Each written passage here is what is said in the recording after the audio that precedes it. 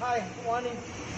Assalamualaikum. We are with me again, Shubli Sakarin from One Lazuli.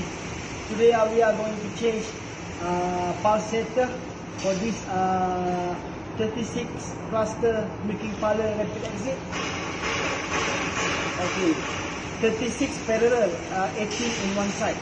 So we are using this conventional analog pulsator from Waikato.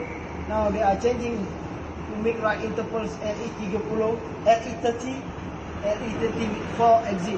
Alright, so come, I show you how it is done. Just simple is this. Where is the white part? Okay, the white part. Okay, oh sorry, I forgot this thing. So just simple as putting that. Press a little bit. Yes. Then put your pulsator in. And just place the knuckle back here.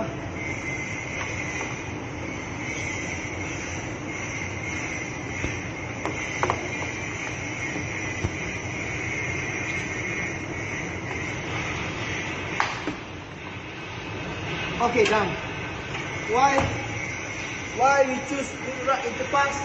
Because improving every farm we touch. Yeah.